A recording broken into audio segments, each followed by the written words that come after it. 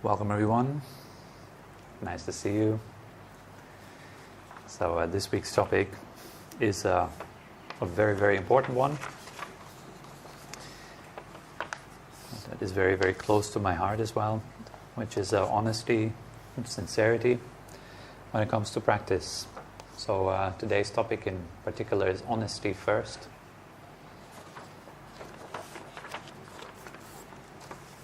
This whole path is really, you can say it's a process of honesty, which gradually, slowly deepens over time. You can't just start off being completely and utterly honest. Impossible. Coming out of a completely deluded and a mind that is so full of pretense, then switching over into complete honesty, it just doesn't work like that. So we need to be kind and gentle towards ourselves and just gradually allow the dishonesty that is there in our minds usually to peel away layer after layer. One form of dishonesty would be to say, I'm not dishonest. That is based on a thought, and we can give that thought a lot of credibility, and we can say, no, I'm totally honest all the time, and we can really believe in that. But believing in that doesn't mean that it is necessarily true. That just believing in our thoughts doesn't make them true. You can believe that your friend is bad or good, or the other people in your life are bad or good. That doesn't necessarily make them bad or good. It's just a certain belief that we have about them. And similarly, so we can have that belief about ourselves. I'm a very honest person. Normally everybody thinks about themselves as being very honest. It's very uncomfortable to admit, to see that I'm not really being honest with myself. But I'm not really talking about honesty in terms of living our day-to-day life today, and more in terms of practice actually. About this path, about being on any spiritual path really. Nowadays, it's probably one of the biggest problems that exists is that almost everything we do half-heartedly in a very superficial way. Whether it's a spiritual path, like a meditative path, or yoga, or so many things, and that is very much reflected in the way we are using online media. The way we browse through the internet. Have you noticed how fast we go from topic to topic to topic? How quickly we skip and move on. For our attention span is gradually decreasing more and more. People find it really hard to read 3 lines of text or pay attention longer than 30 seconds to a video or something like this. Immediately you want to do something else. And not seeing that is a form of dishonesty, you can say. We're not seeing that. And so on this platform, we can then, probably that's why it's so popular, because you can look as if you were a certain person that you're not. Like, for example, you can look like you have an amazing life. Like every moment of it is totally breathtaking. Like there is a picture of you in front of a sunset at this gorgeous beach. The beach totally empty. Nobody knows that you filtered away all the people in the background with this new app that allows you to filter all of them away. Nobody knows that you really haven't been on a beach, but you've photoshopped yourself in front of a beach. And then you put this wise quote underneath it. Life is like a sunset. Live every day as if it was your last. And so here again is another pretense, the pretense that I am wise and knowledgeable. And I present myself in that fashion to the world. I'm showing myself from my best side, which unfortunately isn't even my real best side. It's just a photoshopped picture.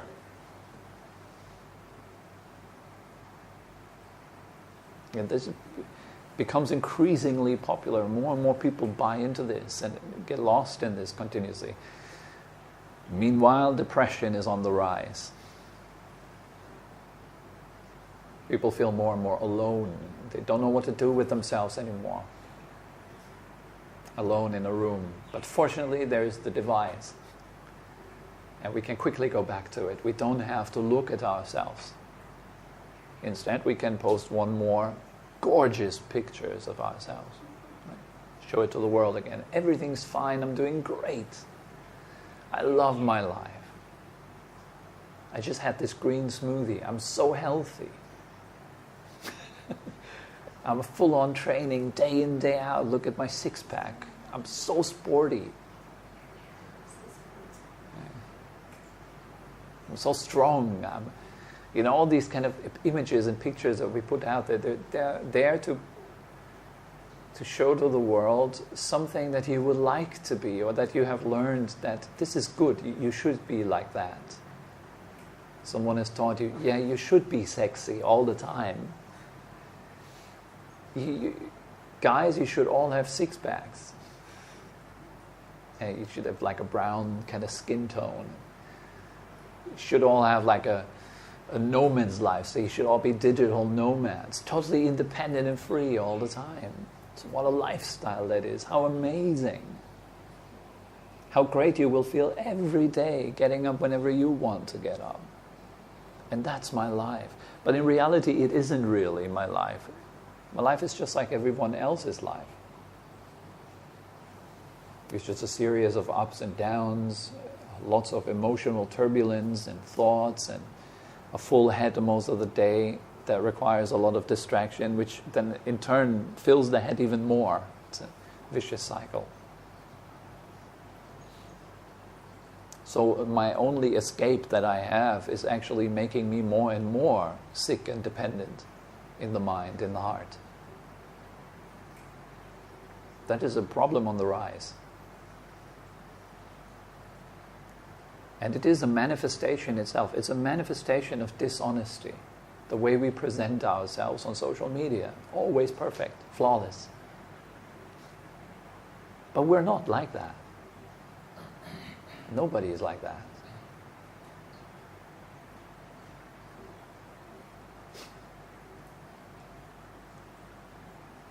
And when you look at this, when you browse through this, then you see, oh wow, what an amazing life all my friends have. And kind of in a subtle way, you kind of start comparing yourself to that.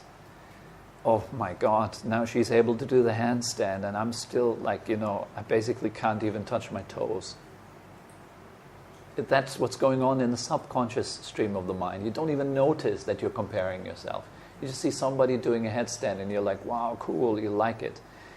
But inside you're like, I'm getting nowhere. Day after day passes. Death is approaching. I'm not really making any big difference to myself or the people around me. I just kill day after day. Bang, bang, bang. They just pass by. We all feel that. Deep down inside, we all feel it.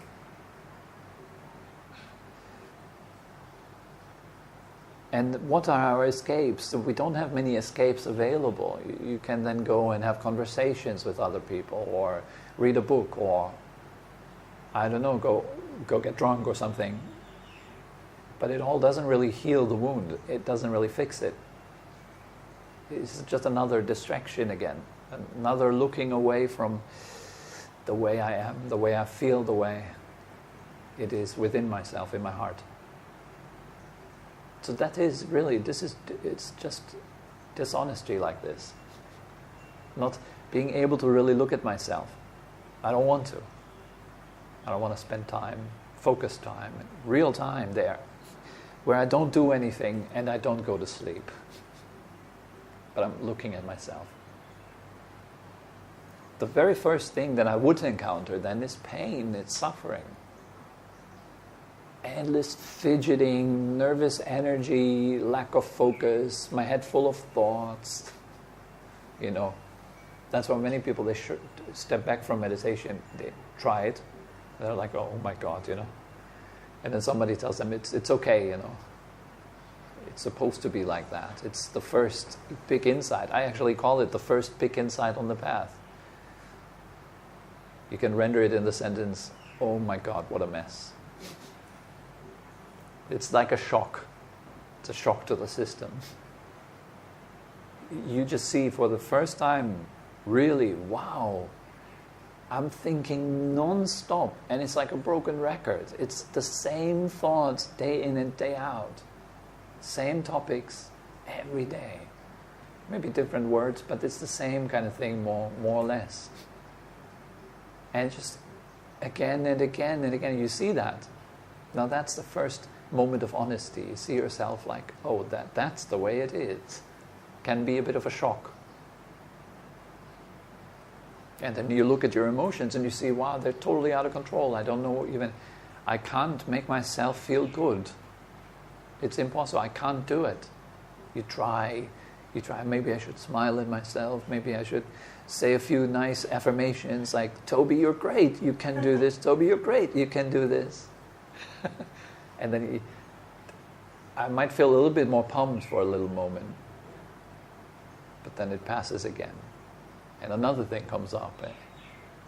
And I feel overwhelmed and fearful. And we all have these emotions. We all have these human emotions. And the more early we see them clearly, and the more early we see ourselves clearly, the more of an opportunity we do actually have to receive ourselves. And gradually allow there to be more and more openness about oneself.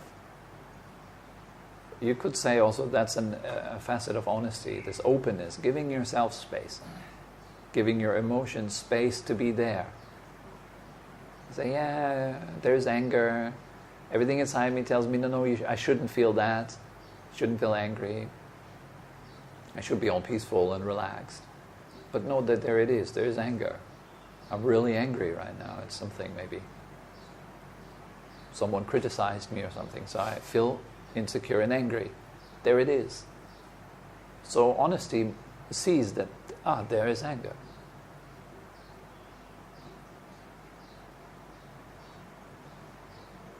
Dishonesty would be, inside of you have anger, and outside you smile at the other person. That means like your outer expression and your inner expression is not aligned. That's dishonesty. There's no alignment between your outer portrayal of yourself and your inner state. That could even be with the public you and the private you. In public, you are that kind of person. You do the flawless walk. You do the flawless talk when you're with your friends, under the watchful eyes of people who might judge you and who might maybe push you out of their group.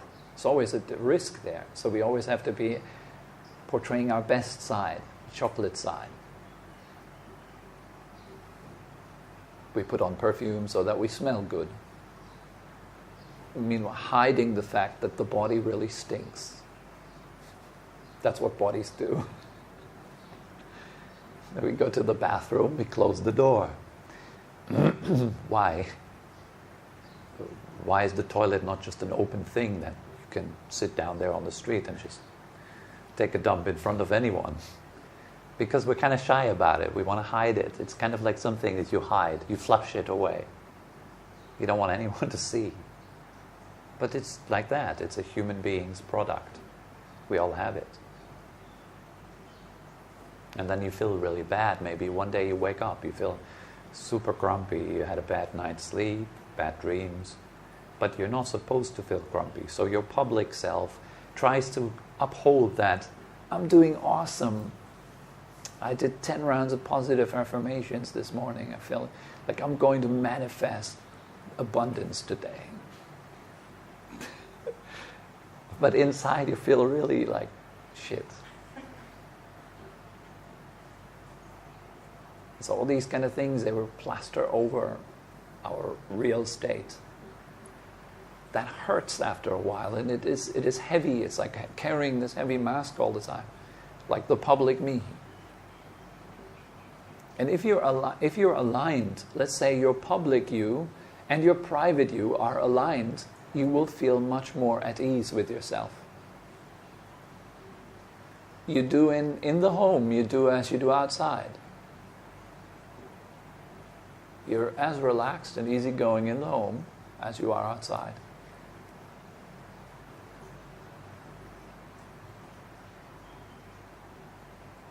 So that there's no discrepancy there, no split personality. No, you're more at ease.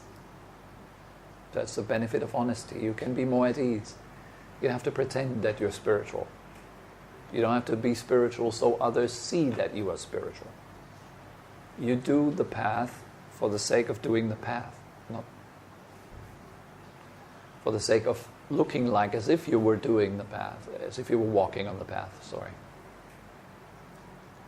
I'm doing meditation, so I look like I'm doing meditation. I'm doing meditation, so I appear to all of you that as if I was a peaceful guy. That would be dishonest.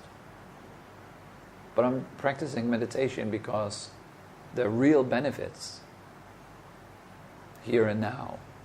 That's what I'm practicing for. Not for anything else. We don't practice for others. And in a funny way, if you stop practicing for others to see you, you start practicing for others. Because when you take yourself seriously and respect yourself enough to do the practice for real, with honesty and sincerity, you become, you can say, a sort of island for other people, a refuge. It's refreshing for them. Oh, there's an honest person. Oh, here I can be totally myself. I feel not judged. I feel accepted for who I am. That's refreshing. It's nice. But because you learn to accept yourself as you are,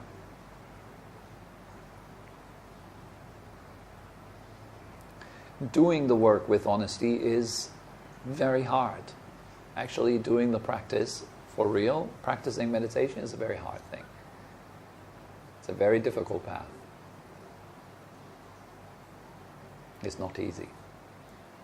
And it's precisely because of that that honesty thing that it's not easy. We keep postponing it. Because we don't really want to look at ourselves. That's that. We don't really want to. We rather would like to play a little bit. Play a little bit more. Keep banging our heads into the wall a bit more. Until it hurts just enough that we do another meditation session. Okay, now I'm hurting too much. I need to do a retreat. I'm hurting too much now. It's time for me to kind of be quiet and close the door and stop all that nonsense and do some meditation practice again. Then we do it again. Then we start feeling better. The energy comes in, you feel great, you feel uplifted, and then, the same old thing happens. We go then back into play mode. We use the energy that we built, immediately is dispersed very often into all kinds of activities. It's important to see that clearly. Oh, here's what I'm doing. Here's what I'm doing. Mentally, here's how I think right now, or here's what I say. Here's why I say it. Here's why I think it. Where does that lead? If I just continuously think like that, if I continuously do that, where does that lead? I'm going a little bit crisscross today, so just don't mind about it. Having honesty inside of yourself allows you to correct mistakes that you might be making. It's another one. I'm not making mistakes. I'm doing everything the right way. I'm not messing up. I'm doing the practice exactly the way I'm supposed to do it. Really, how many times have you changed the method ever so slightly? Instead of doing the first stage, I might just skip and just go to the second stage. But do it well. Also important, sincerity, right? Doing something really well. Doing it wholeheartedly. Respecting the method, respecting the path, means also respecting the teachers, the lineage, respecting the ones that give us this beautiful method. And making sure that it can live on throughout the ages and centuries. That it just doesn't die down. It can die down very fast, these kind of practices. I tell you, my teacher tells me, focus on my breath, and then I tell you, focus on your breath in the left nostril. And then you're like telling your students later, well, focus on your breath in both nostrils. And it just keeps developing and changing like this and like that. And we're already having to deal with watered down systems all over the world. It can be really, really badly watered down. It can be just a little watered down so that you still have access to the practice. So it's important, if you receive some instructions on how to meditate, do it right like that. Precisely like that. And do your best to do it exactly the way it's supposed to be done. That requires the honesty to see, oh, the way I'm doing things might be the wrong way. Ego doesn't like that again. It says, no, the way I'm doing things is always right. So it requires honesty to see it. Oh, here. Better just really stick to the technique and do it properly. If it doesn't work out, ask questions. Asking questions again requires honesty. Correcting errors and mistakes requires honesty. You can say it's basic intelligence, really. Honesty is basic intelligence. You see what doesn't work, and you're not having a high head about it. You see, I can admit it doesn't work, so I must change my ways. Instead of stubbornly just going my way. This is one of the most important qualities on the path, is honesty. We're not here to pretend anything, we're here to see truth. This is a path that leads to the clear seeing of truth. It requires a certain devotion to truth. That devotion to truth is honesty.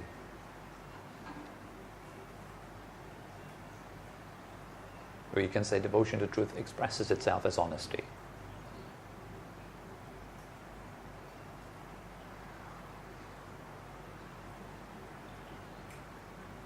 We're not trying to create anything or build anything. Like I'm trying to create the heavenly Tobi or something. I'm trying to create the perfect whatever, emotion that never leaves me. I'll always feel happy and blissed out.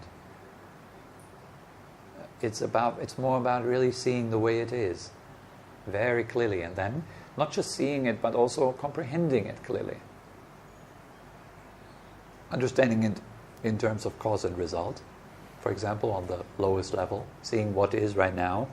I'm angry. Okay, anger is a cause. What is the result of anger?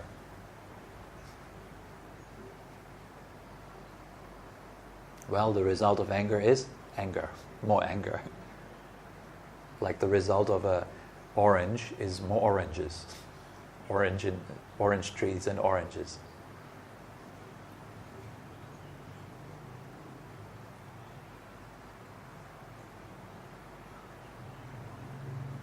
If I'm kind, I can see, okay, I'm kind. What kind of cause is that? Okay, it leads to more kindness. Good. So I should cultivate that, and I should abandon things that are harmful, that are not leading to where I want to be. That's one level of honesty. A bit deeper, you can simply see into the way things are. For example, seeing thoughts is just thoughts. That's also very honest. You're not buying into the talking voice in your head. Because you see, it's just a talking voice in my head. It's not some God that sits there in my head that's telling me exactly the way it is. Your neighbor sucks. Yes, that must be true. Because it's in my head. Not really.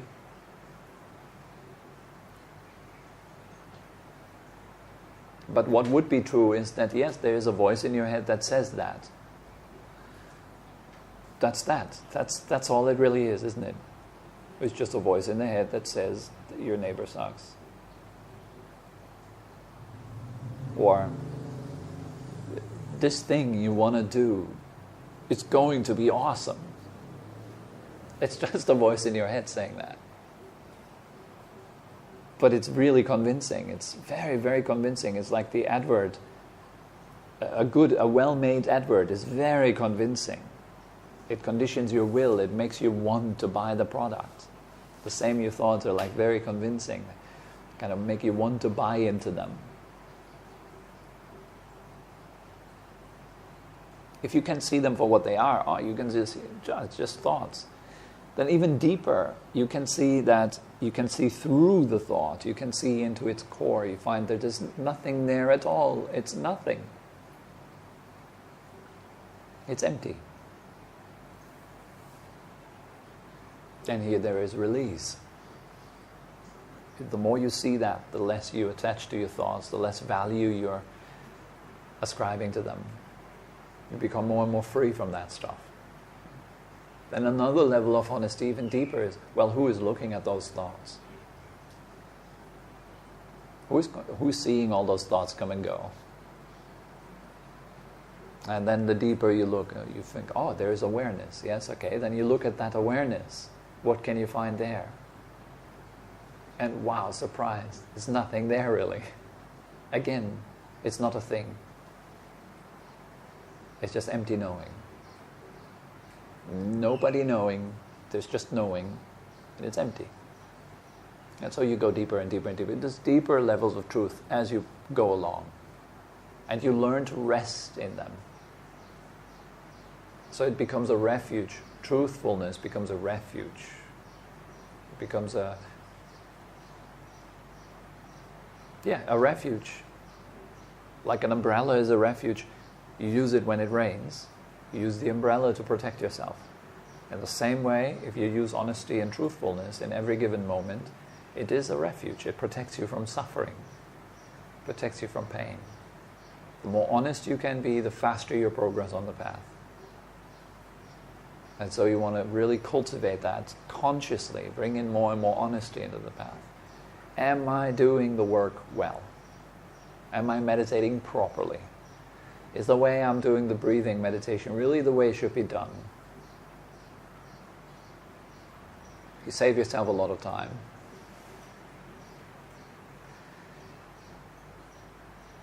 So that's all that comes to mind for today.